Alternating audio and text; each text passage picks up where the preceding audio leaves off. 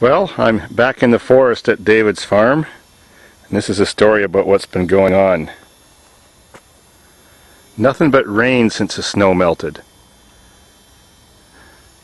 Yeah, now it's late May and hasn't snowed for 3 weeks, so that's pretty good.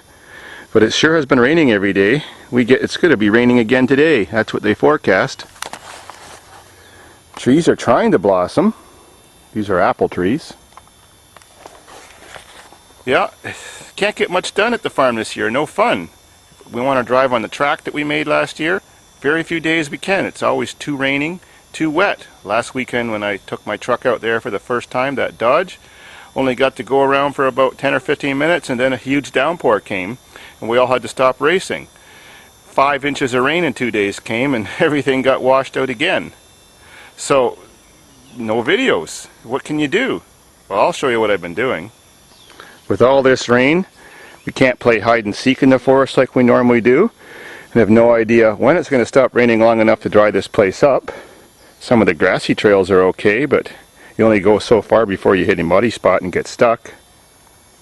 So I scrapped some cars. I had a bunch of dead ones from last fall, but I didn't want to take them in because the price of scrap was only around $100 a ton. You know, a car weighs about 1.5 tons on average. So I saved up 11 of them and got rid of them this spring and got $180 a ton. Could have got more, but I didn't want to haul them all the way back to London for $30 a ton more, so I took them to the local scrapyard. Well, we did have one gift from heaven this year. 7 days without rain, so I got all my vehicles working right. All I had to do was put the batteries back in my bus and she fired right up. Well, I did try to start the dump truck, but someone stole the gas out of that one, so I'm sure it'll be fine. That's, I guess, the last one I got to get going. Just gas. My diesel van, which I'm driving, has been working flawlessly all winter and spring long. Still have that Chevyac, but I did sell the light blue Chevyac, the Baron guy, that massive guy. And I guess I'll give you a report on what I did to get all my cars going for the year.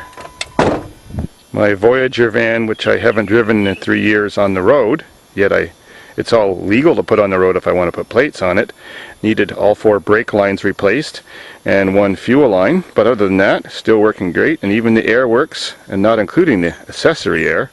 I think that works too. Redneck roller coaster just needed a leaky tire fixed, fired right up. I'm not sure if the glow plugs are working on that. I haven't tried to start that one yet this year because a few people tried last year and had the bum start it. They said it wouldn't start by its own cranking, so I have to check the glow plug circuit again. Nothing wrong with that van. Fired right up. No problems with the Volvo, just leaky tire.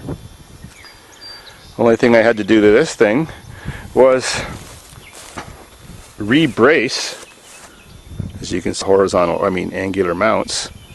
The wing that gives it 30 horsepower, because it was starting to rock sideways.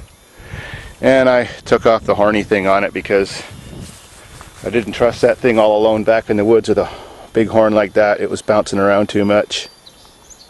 The Chevyac got hydrolocked during the wintertime by water leaking around the fact that it had no donut gasket around the exhaust pipe to manifold. But pulled the spark plugs out, cranked her around, blew the water up, put her back together, and she worked fine. This Nissan truck fired right up, just needed to fix the door handle and the selector for 4-wheel drive. Well, since the door handle couldn't work because it was busted off, you can't get any simpler than that. So I fixed that selector too since it was seized, but other than that, she fired up great. This has always been a favorite for hide and seek. My Dodge truck now, formerly Eric's Dodge truck, just needed a radiator since the accident. A little bit of front end adjustment too to fit it in. And to protect the bottom part of the radiator, I had a spare bumper for my Turbo Aries K-Wagon. So put that on, and it's metal reinforced behind. That truck is awesome. I can't believe how fast and torquey it is. I'm sure glad I bought it for 80 bucks, but the rad cost 75 plus tax, so not a bad deal. Also changed those tires that he burned off last year. The pond is still drained because I'm going to make a different sort of valve system for it that won't fail. The last one lasted 10 years and the only problem was the links on the 1/4-inch thick chain wore through on one of the links because of the bottles floating back and forth on the waves and just causing the links to rub. The bottles floated away and the valve stayed closed, and it flooded the whole pit. So I'm going to be building that this week. The water will go to the right level and flow over a vertical pipe that goes right down to the drain, and that's how it's going to work. So I'm going to set the height of the vertical pipe at the same height I want the water level, and it flows over the top. Nothing was wrong with the New Yorker except the tailpipe fell down. Oh well, just some straps I think. Last racing season last year, the Volvo had a heavy misfire on cylinder number 1, like not firing at all. So I checked the compression, it was good. Checked the voltage going to the injector, that was good. Resistance on the injector was good. Couldn't figure it out, so then I just got the side of a wrench and tapped the injector while it was running. The injector came back to life, so now this Volvo's working as good as it did last year. Sweet. Oh, and we did blow one tire. The 2000 Cavalier fired up flawlessly and hasn't had a problem since I got it last summer.